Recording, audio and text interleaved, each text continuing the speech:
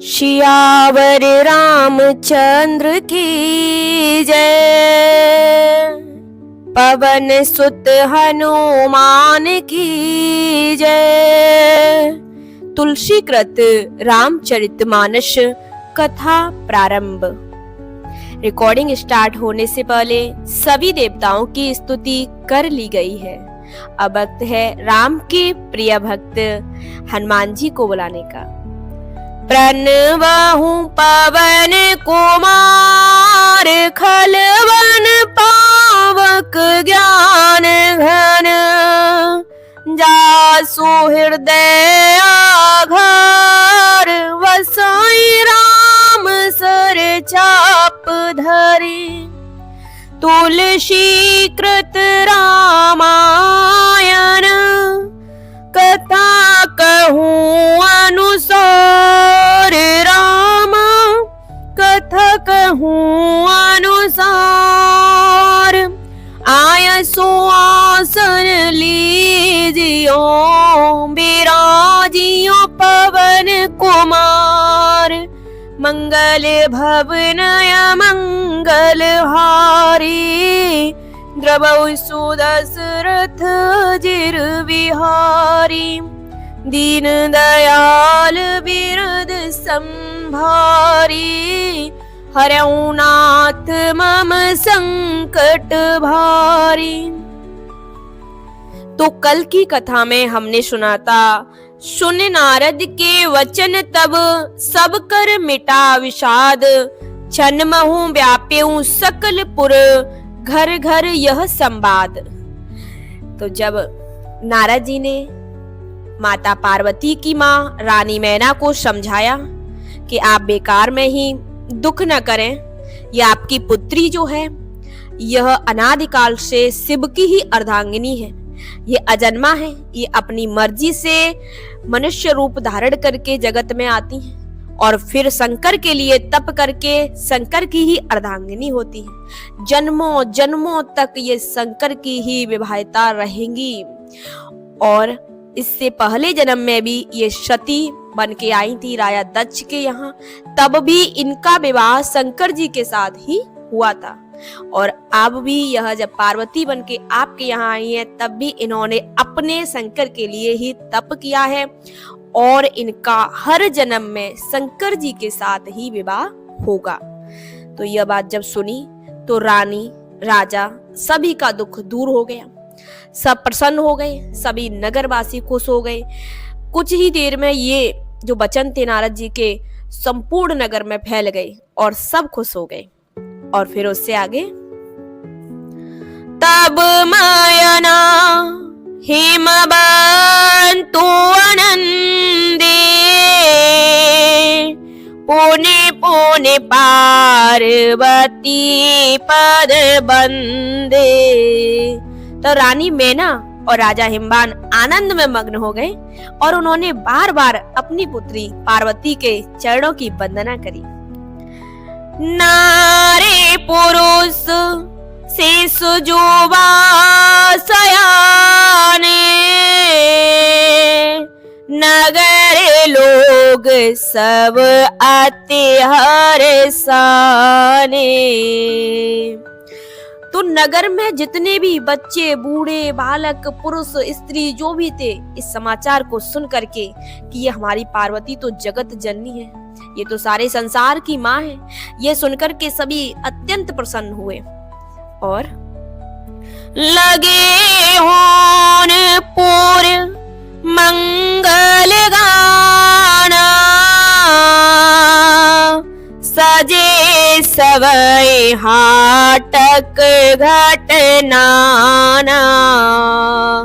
नगर में मंगल गीत गाए जाने लगे और सबने भांति भांति के स्वर्ण के कलश सजाए और भांति अनेक भाई जेवनारा।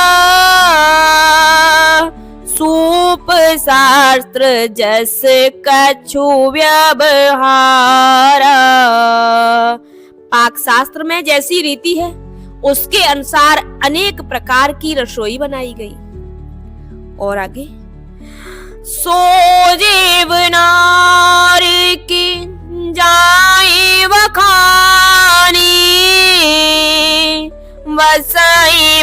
भोजन जेई मातु भवानी। आप स्वयं ही सोचकर देखें कि जिस घर में स्वयं माता भवानी हो, जगत की माता ने जिस घर में अवतार लिया हो, क्या उस घर की रसोई की सामग्री का, भोजन सामग्री का कोई वर्णन कर सकता है? और आगे, सादर बोले सकल बराती, विष्णु विरंच देव सब जाति। तो राजा हिमाचल ने आदर पूर्वक सभी बरातियों को, विष्णु भगवान को, ब्रह्मा जी को, सब जाति के देवताओं को बुलवाया और विविध पाते बैठी जेवनारा, लागे परुसन निपुण सुआरा। और भोजन करने वालों की बहुत सी पंगतें बैठी और चतुर रसोइये परोसने लगे। नारी वृंद सूर जयवत जानी, लगी देने गारी मृदुबानी। तो स्त्रियों की मंडलियों ने देवताओं को भोजन करते जानकर कोमल वाणी में गालियां देने लगी, गालियां गा गा कर सुना रही हैं। और अब छंद के साथ तुलसीदास जी जो वहां दावत खाते समय आनंद हुआ उसका वर्णन कर रहे हैं। गारी मधुर स्वर देहि सुंदर व्यंग वचन सुनावही, भोजन करई सुर अति विलंब, विनोद सुन सच पावही। जयवत जो बड़ो आनंद सो मुख कोटि हूं न परे कहो, अचवाई दीने पान गवने बास जहां जाको रयो। तो सब सुंदर स्त्रियां मीठे स्वर में गालियां गा गा कर सुना रही हैं देवताओं को और हंसी मजाक कर रही हैं, व्यंग भरे वचन बोल रही हैं। और देवगण भी उस विनोद आनंद का बहुत आनंद ले रहे हैं और जो खाना खा रहे हैं उसमें देर लगा रहे हैं, धीरे धीरे धीरे अपना खाना खा रहे हैं। भोजन के समय जो आनंद बढ़ा वो करोड़ों मुख से भी नहीं कहा जा सकता। और जब भोजन कर लिया उसके बाद सबके हाथ मुंह धुलवाए गए, सबको पान दिया गया, फिर सब लोग जो जहां ठहरे थे वहां के लिए चले गए। अब दोहा के साथ कथा को विश्राम देंगे। बाहुरे मोने न हिमवंत कहूं, लगन सुनाई आई, समय बिलो के विवाह कर, पठई देव बुलाय, पठई देव बुलाय। मंगल भवनाय मंगल हारी, द्रवशु दशरथ अजिर विहारी। तो फिर मुनियों ने लौटकर राजा हिमवान को लगन पत्रिका सुनाई और विवाह का समय देखकर देवताओं को बुलावा भेजा। आज की कथा को यही विश्राम देंगे। कथा बहुत आनंददायक है। बहुत जल्द माता पार्वती और शिव का विवाह संपूर्ण होगा।